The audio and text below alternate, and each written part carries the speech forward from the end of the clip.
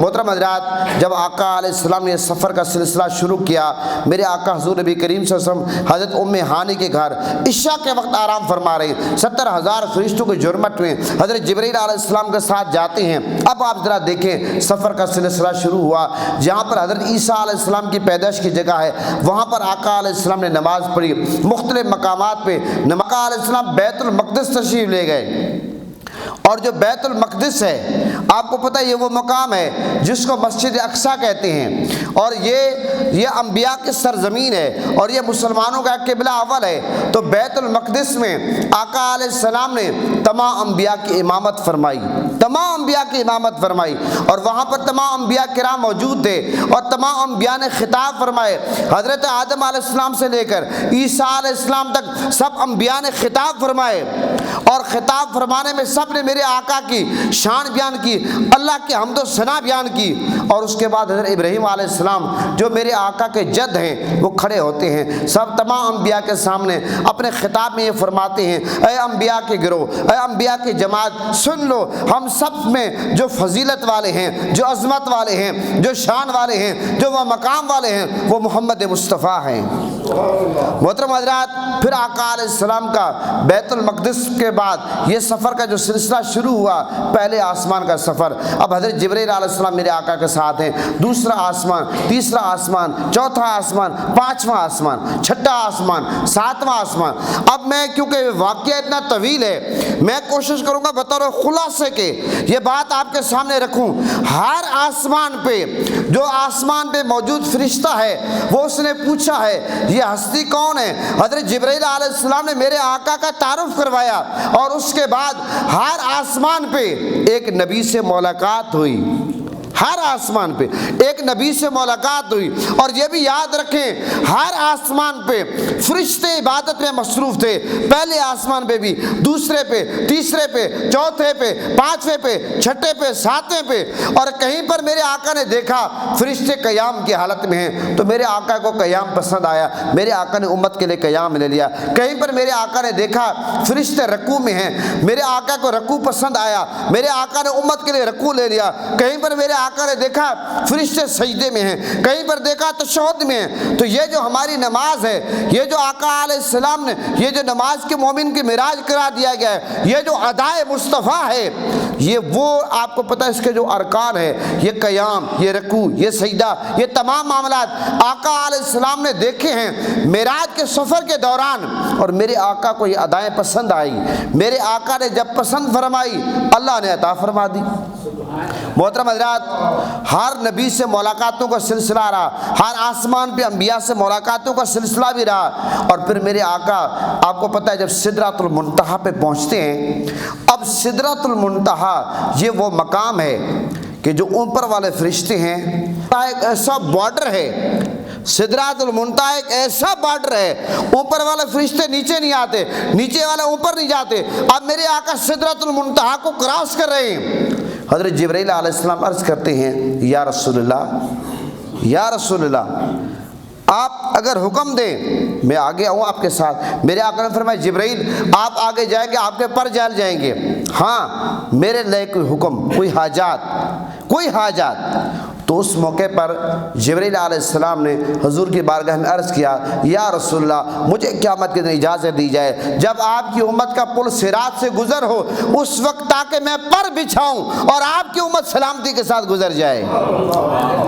محترم حضرات، ایک اور میں خاص بات آپ کو بتاؤں، آقا علیہ السلام نے حضرت ابراہیم علیہ السلام آپ کو پتہ ہے میرے آقا کے جد ہیں۔ اب یہ جو میرے آقا نے حضرت جبرائیل علیہ السلام سے پوچھا کوئی حاجات، آپ کو پتہ ہے یہ اس احسان کا بدلہ آقا علیہ السلام نے چکایا ہے کہ جب ابراہیم علیہ السلام کو نمرود بدبخت نے آگ میں ڈالا تو اس موقع پر حضرت جبرائیل علیہ السلام جاتے ہیں، اللہ کے نبی حضرت ابراہیم علیہ السلام کی بارگاہ میں عرض کرتے ہیں، حضرت میرے لائق حکم۔ اب ابراہیم علیہ السلام نے کیا فرمایا کہ میں کوئی مجھے حاجت نہیں، اللہ کے سوا کسی اور سے مجھے حاجت نہیں، لیکن ابراہیم علیہ السلام نے حضرت جبرائیل علیہ السلام کی آفر قبول نہیں کی۔ لیکن مجھے آپ یہ بتائیں، آج اگر کوئی بندہ مشکل میں ہو، پریشانی میں ہو، اگر کوئی بندہ جا کر اس کو آفر دے دے، جناب مشکل گھڑی میں پوچھ لے کہ حضرت آپ کا مریض ہے، پیشنٹ ہے ہسپیٹل میں، کوئی پیسے آپ کو ضرورت ہو، کوئی اور چیز کی ضرورت ہو، آپ کے ساتھ یہ رہنا ہو، لیکن بے شک وہ شخص قبول نہ کرے، لیکن پوچھنے والا کا احسان ہوا یا نہ ہوا؟ آج اگر کوئی بندہ اپنے بیٹے کی شادی کر رہا ہے، بیٹی کی شادی کر رہا ہے، ظاہر ہے اس دور میں شادیاں کرنا کوئی آسان کام نہیں ہے، کوئی بندہ گھر بنا رہا ہے اور آپ سمجھتے ہیں کہ میرا ساتھی اس وقت مشکل میں ہے، آپ اسے پوچھ لیتے ہیں حضرت میرے لے کے حکم، میں آپ کو پیسے دے سکتا ہوں، وقت دے سکتا ہوں، مشورہ دے سکتا ہوں، تعاون کر سکتا ہوں، ایسا ہے یا نہیں ہے؟ لیکن وہ کہتا نہیں۔ لیکن مشکل گھڑی میں اگر کوئی بندہ پوچھ لے، پوچھنے والے کا احسان بنتا نہیں بنتا؟ بنتا ہے۔ اب حضرت جبرائیل علیہ السلام نے حضرت ابراہیم علیہ السلام سے پوچھا، یہ اور بات ہے کہ حضرت ابراہیم علیہ السلام نے حضرت جبرائیل علیہ السلام کی آفر قبول نہیں کی۔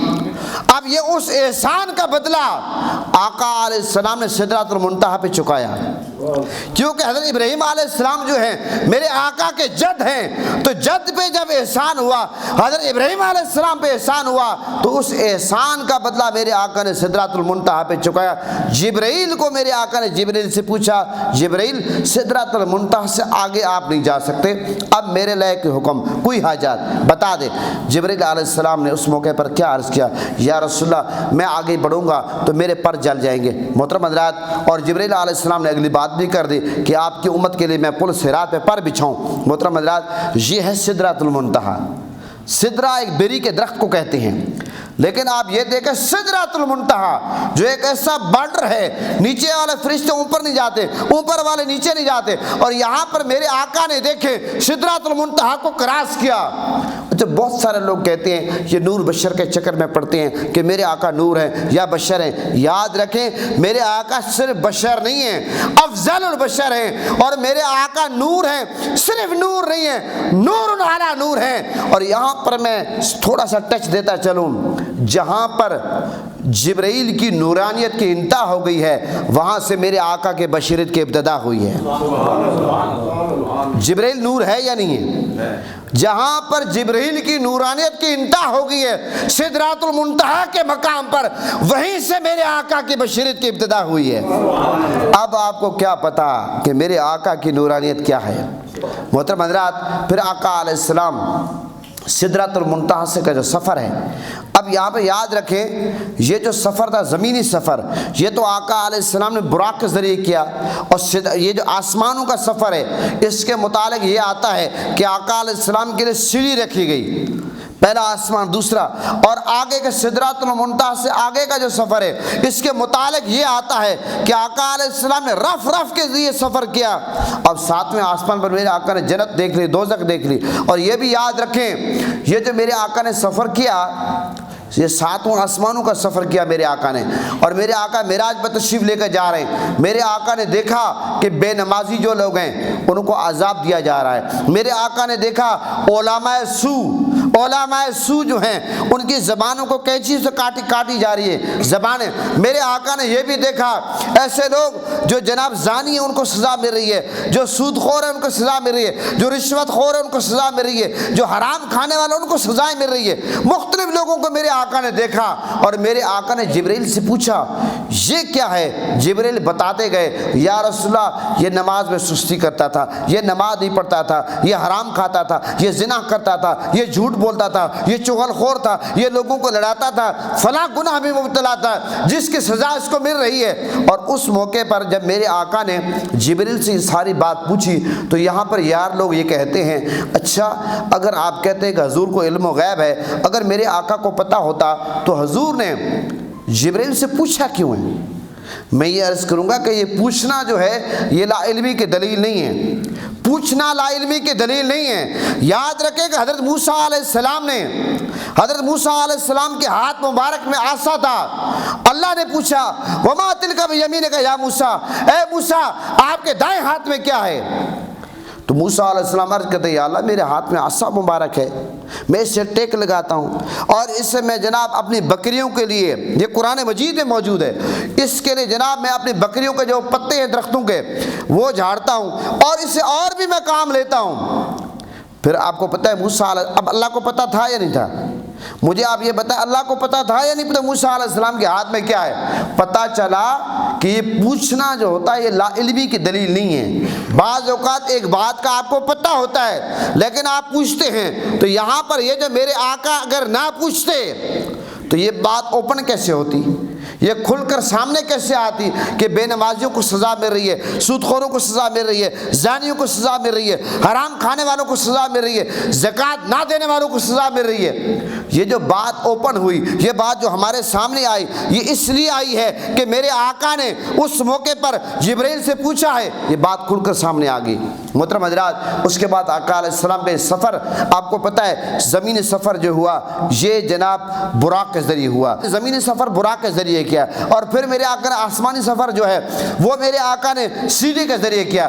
اب سدرات منتہا سے آگے کا جو سفر ہے وہ آقا علیہ السلام نے رف کے ذریعے کیا، اور پھر میرے آقا حضور نبی کریم صلی اللہ علیہ وسلم اللہ کے قریب ہوئے، اتنے قریب ہوئے کہ 2 کمانوں سے بھی زیادہ قریب ہوئے۔ ثم دنا فتدلی فکان قاب قوسین او ادنی، یہاں تک 2 کمانوں سے بھی زیادہ قریب ہوئے۔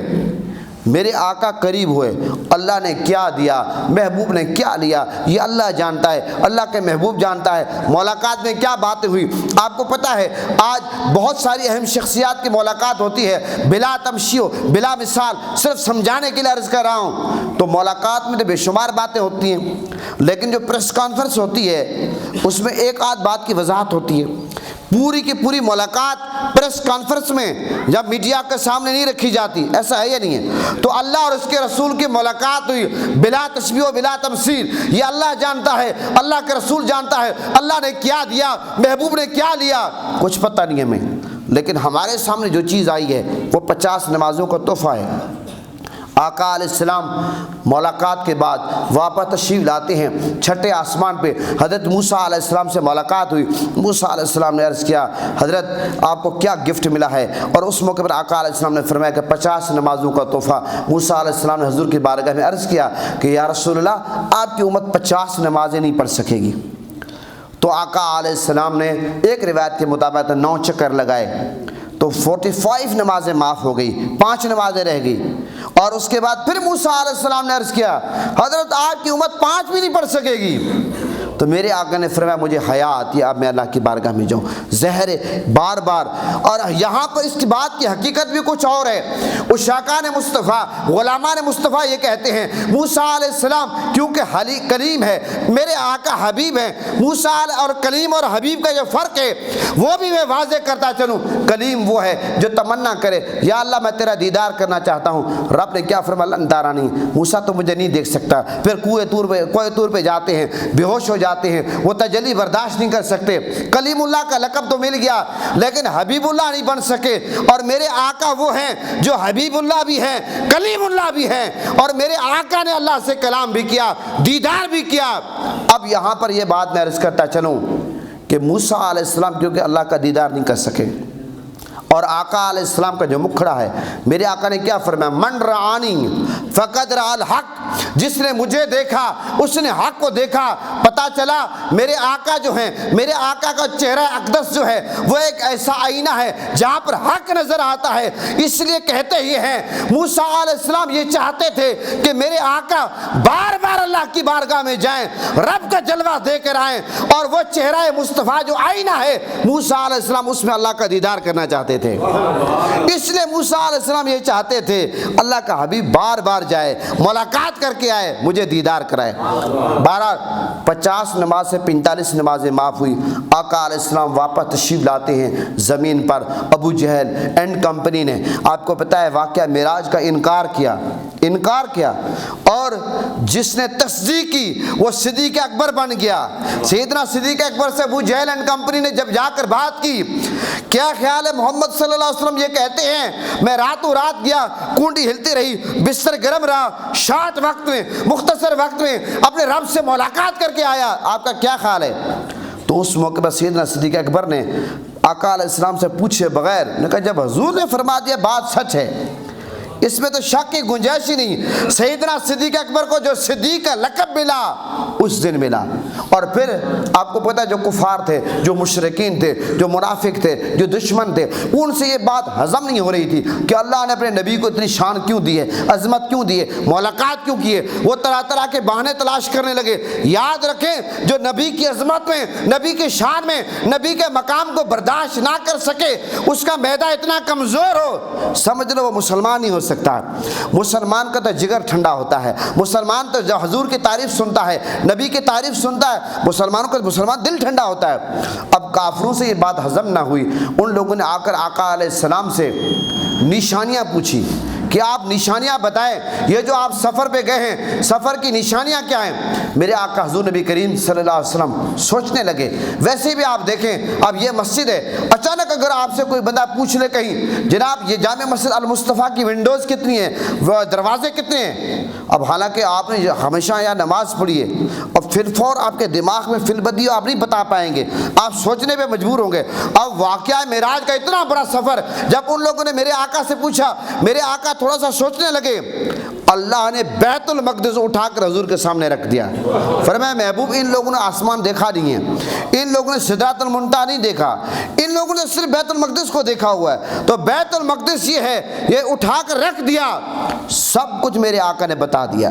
اور ایک یہ بھی ہے کہ وہ درمیان سے جو حجاب تھے، جو پردے تھے وہ ہٹا دیے، میرے آقا کے بیت المقدس سامنے تھا آنکھوں کے۔ محترم حضرات یہ واقعہ معراج کا میں نے آپ کے سامنے خلاصہ رکھا۔ یاد رکھیں واقعہ معراج بہت طویل واقعہ ہے اور اس پر کئی جمعے پڑھائے جا سکتے ہیں، لیکن میں نے آپ کے سامنے دریا کو کوزے میں بند کر کے یہ واقعہ رکھا ہے۔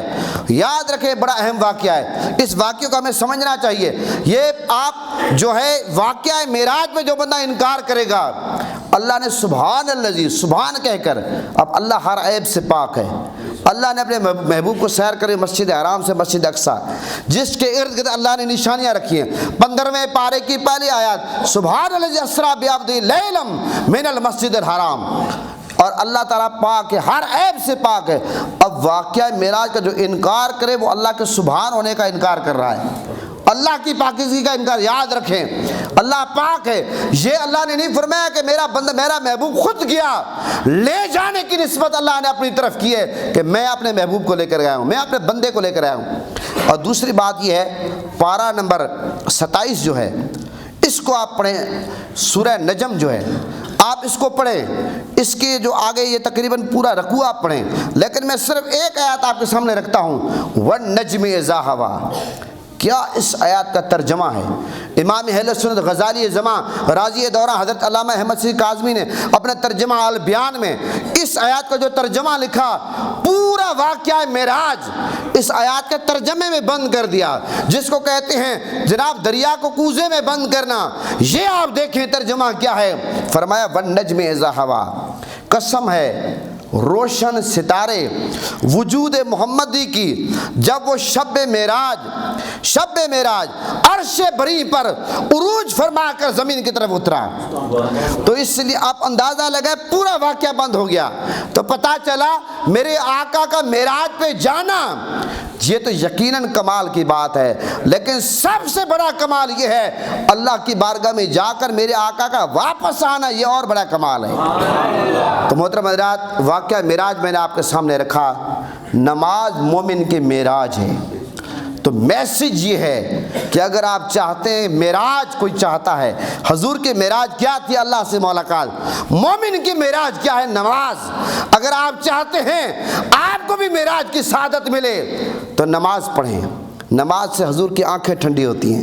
نماز مومن کی معراج ہے، نماز مسلمان اور کافر کے درمیان فرق کرنے والی چیز ہے۔